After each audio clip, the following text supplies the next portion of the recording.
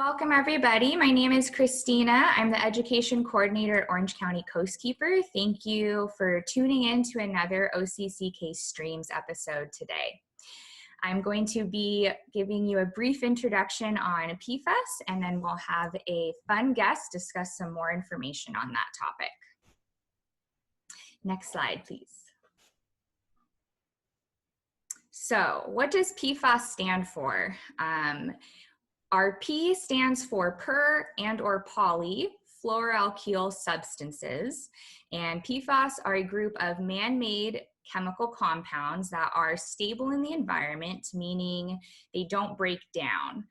They bioaccumulate, which means that as an organism is intaking a substance, they are intaking that substance at a higher rate than what they can excrete and expel.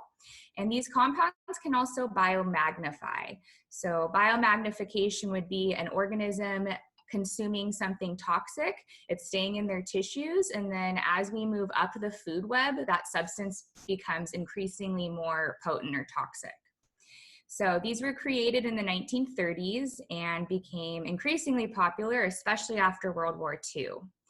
They are measured in parts per trillion, which some of you may be familiar with things being measured in parts per thousand, but parts per trillion is really tiny. So a good visual of that is thinking about one little drop of water in 20 Olympic-sized swimming pools. There's currently around 5,000 compounds that fall under the PFAS category. Next slide, please. So the reason they stay around for so long, or are referred to as forever chemicals, and are stable in the environment are because of these strong chemical bonds that they have. So in the image, you can see the carbon-fluorine bond. And this carbon fluoride bond is what creates such a strong bond. It's polar covalent. It's one of the strongest bonds we have in nature. And so a lot of energy is required to break that bond or break that chemical compound down. Because of these strong bonds, it allows PFAS to have properties that are resistant to oil, heat, chemicals, for things to be water resistant, fire retardants will have these as well, and for electrical insulating properties too. So PFAS are very durable, they provide longevity in products, and they act as surfactants and dispersants. Next slide, please. So maybe you're wondering what things around you or in your home that contain PFAS. So lots of things, right? Non-stick cookware, shampoos, paints, pesticides, food packaging, any type of firefighting extinguisher, anything that's stain resistant, things like our carpet and our furniture. So it's kind of everywhere, but that's okay. Next slide, please. So we've been able to have a lot of studies over the last few decades on the human health impact of PFAS. So this image is kind of showing all of our current understanding and knowledge of the effects of PFAS on human health. So the high certainty lines are going to be our solid lines that you see, and then the dashed lines show lower certainty. So here you can take a minute, kind of see the different impacts that studies have been finding in men, in women, and in pregnant women, as well as unborn newborns. And sources for these studies are located on the right bottom of the slide. So if you're wondering if you're buying a product or there's something in your home and you're curious if there's PFAS involved, you can always check out the safety data sheet or the SDS. Unfortunately, it might seem a little bit cryptic at first, so you want to look for keywords like proprietary fluorosurfactant or a combustion product mentioned. Another good tidbit is that if the SDS says anything regarding a certain chemical or a percent composition of something needing to be withheld as a trade secret, that's going to be a good tip-off that PFAS are in fact in that product. So we had the National Defense Authorization Act come out in 1961 that is now requiring industry to list 160 PFAS when they do their inventory. In 2020, they also came out saying that they're going to take the steps to address this contamination throughout the United States. And the Environmental Protection Agency also released a PFAS action plan in February of 2019 to address this and prevent contamination. I know we just saw that image of human health impact, so it's important to know that a lot of the sources that have been found to have the most significant exposure on our health are going to be contaminated water. So it's good that our EPA is now starting to come up with an action plan because there's currently no federal regulations on that. Next slide. And so something that you can do in your home right now, though, is swapping out certain kitchenware options. So instead of nonstick items or anything made out of Teflon, you can utilize stainless steel options. I recently just invested in a stainless steel pot and pan. I've also used bamboo and glass for Tupperware, and then bamboo for spatulas and ladles and things like that to try to get rid of all the nonstick stuff in my kitchen. And now we'll be hearing from our special guest, Frank from Cyclopure. Thank you, Cristina. That was really a terrific overview of PFAS and their sources and how they're present in the environment. You know, one thing I want to connect in terms of, you know, why we care about PFAS, you obviously showed the health effects, but to really put it in context, those health effects can be triggered at very low concentrations. So if you ingest very low amounts of these chemicals, either through water or food supplies, mostly water, you know, it can, you know, put you at risk for some of those diseases and illnesses that Cristina highlighted there. So, you know, to give you an example, again, kind of taking it back to, you know, PPT levels, you know, most of the studies that she cited there kind of report those illnesses are associated in a probable way around 50 PPT, which again is, you know, going back to her note there of 1 drop to 20 Olympic swimming pools. But to take it a bit further, for example, in California, they just adopted new notification requirements for PFOA and PFOS, which are the most prominent.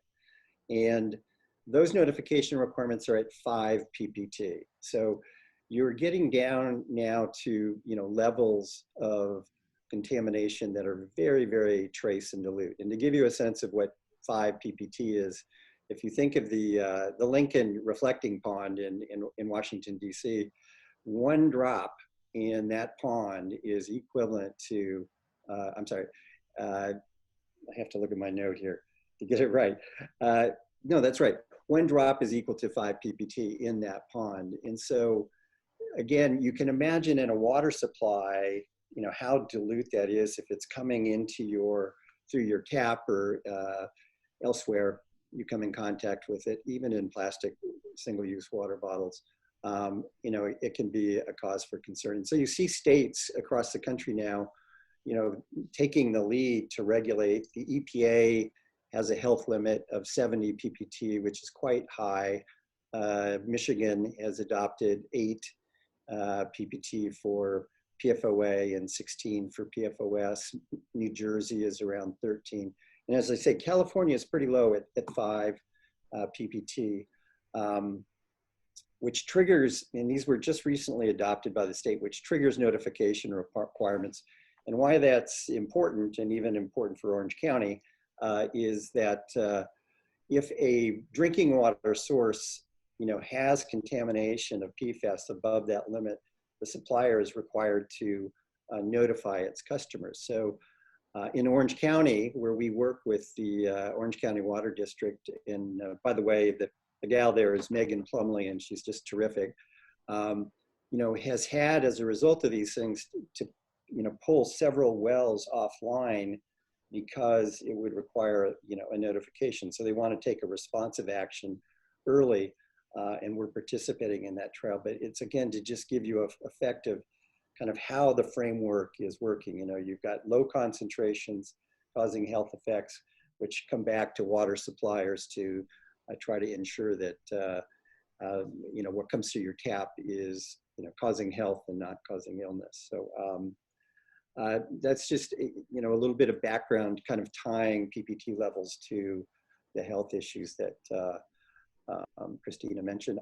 I would just say 2 seconds on Cyclopure. Cyclopure, we formed the company in 2016. We've got a novel technology to develop and commercialize absorbents that remove small chemicals from water. So at these PPT levels, we remove perfluorinated compounds, the PFAS, as well as pharmaceutical residues and pesticides that pass through drinking water treatment, current drinking water treatment facilities. So our mission is really to bring these low-cost absorbents to market. And, we can go to the next slide, Haley.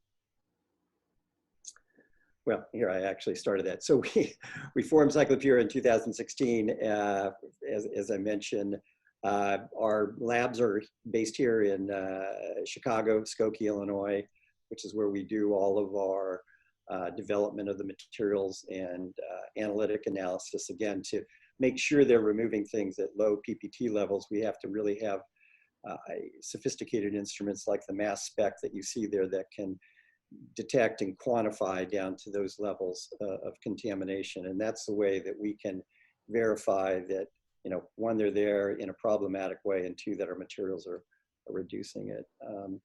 The image you can see up on the right is an image of our material. It's, I'll get into it a little bit more, but it's, it's a nice friendly yellow color. So next slide, Haley. So a little bit about our absorbent. It's derived from corn originally, and then specifically we get it processed out of cornstarch, which develops these cyclodextrin cups, which you see under the magnifying glass. Now the cups are really tiny. They're basically across the diameter, it's less than a nanometer, 0.78 nanometers. And it's these little cups that, when contaminants come in contact with them, they get absorbed into the cavities. And so it's a very effective mechanism of removal. It doesn't create byproducts because it's not breaking down chemical compounds and leaving unknown byproducts, but we actually remove the whole contaminant. And, to give you a sense of kind of what's at work, we did this little graphic here. So 1 gram of absorbent, which you can see on our little scale there, has 3 to the 10 to the 20 cups. So it's 300 quintillion cups that are in a gram. So you can imagine when they're used in a column to filter water, all these cups are working away, trapping trace contaminants. And one of the nice things about the material is that those cup diameters create a size exclusion. So they're not fouled by other matter that's in the water. Another material that's used is activated carbon, and it tends to get fouled because it's got uneven pore sizes, large and small, and other materials will come in and block the utility of it, whereas those materials actually move past ours, and they are selective in targeting small molecule contaminants. We've got 2 formulations over on the right. One is Dexorb. We use that for micropollutants, pharmaceutical residues, and pesticides. And then our other material, which is kind of relevant to what we're talking about today, is Dexorb Plus.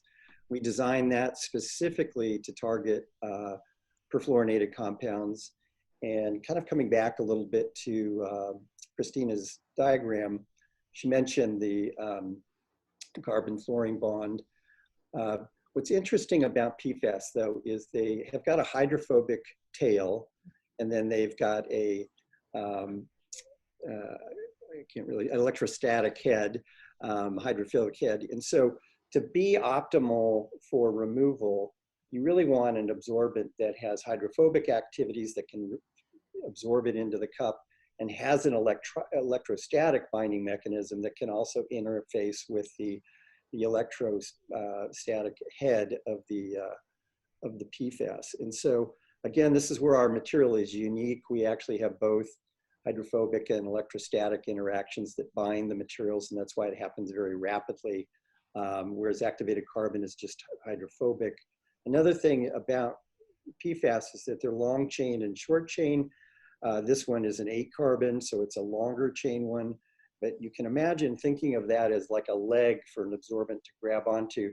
The shorter the chain is, there's less leg to grab onto. So again, having the electrostatic interaction provides an ability for us to bind the short chain as well as the long chain. And again, something that activated carbon is not well suited to. So next slide. So we use Dexorb in a number of different applications. We use it in test kits, home test kits that people can test their water at their tap to see what level, if any, of PFAS they have in the drinking water. We test for 16 different PFAS. The kits are available on our website. It's $80, postage round trip included. It's pretty simple. We put our media in a filter paper, and then you just take it to your tap and fill it up. It's 250 milliliters, and then it flows through. Then you send the empty kit back to us so you don't ship water, and then we analyze it for you. We're working with commercial partners in other analytical applications as well. Residential, we're developing filter products for under-the-counter gravity pitchers and refrigerator. You can see in the center slide next to one of our associates, Michael Payne, there's a under-the-counter filter setup, and we have our cartridges in there being tested under 600 gallons, to test for breakthrough and things like that. So we're hoping later this year to bring a residential product. We have to go through NSF certification, and then we'll do that. And then our bigger activity is to bring it into municipal treatments. One of our kind of most noteworthy activities is with Orange County Water District, and we have a pilot installed there that we've started in March. And you can see our material, the nice yellow one, over next to Yuhan, and that will be running for 6 months, and it's kind of a head-to-head with a number of the other materials there. But those are the ways that we're bringing Dexorb to market for use. We're active in the U.S. and Europe, and have a project in Israel as well. So we're spreading the word on Dexorb around the globe. So in terms of the health effects, are the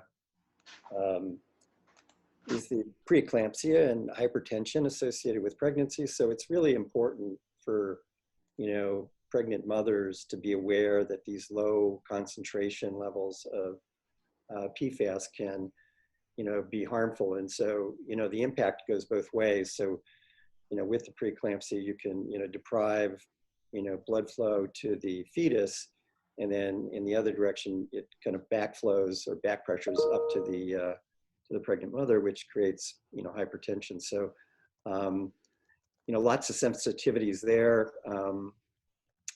As Cristina mentioned, it's bioaccumulative, so it's got like a 4-year half-life. So if you just ingest and consume it on a regular basis over a couple of years, you're going to have pretty high concentration of the chemical that doesn't leave your system. So again, it's just another reason for making sure you're not ingesting it in the first place.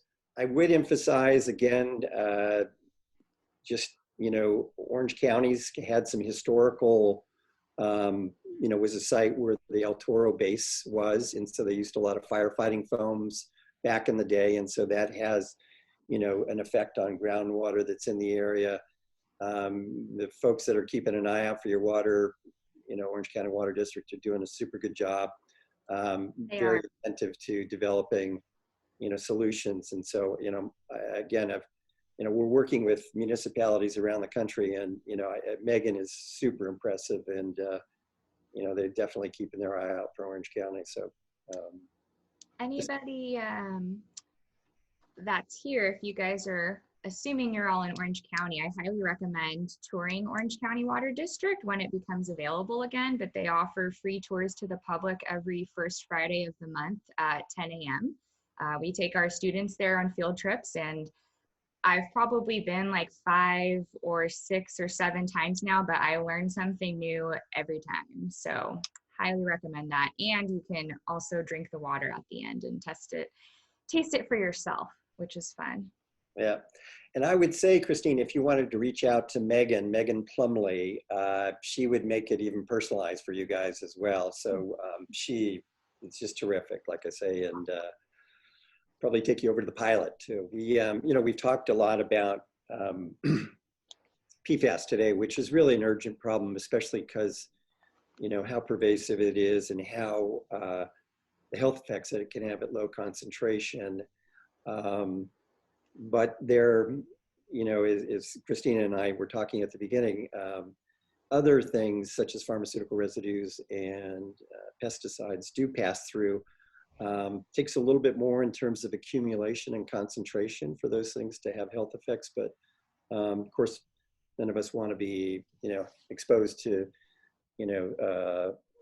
those chemicals or as well in our drinking water. So that's an area, like when I showed you Dexorb, we have, one treatment that works for pharmaceuticals and pesticides, and then one specifically to address the PFAS problem. Okay, well, everybody, thank you guys so much for tuning in, and please email us any questions. Nice seeing everybody. Thank you so much for participating. Yep, bye-bye.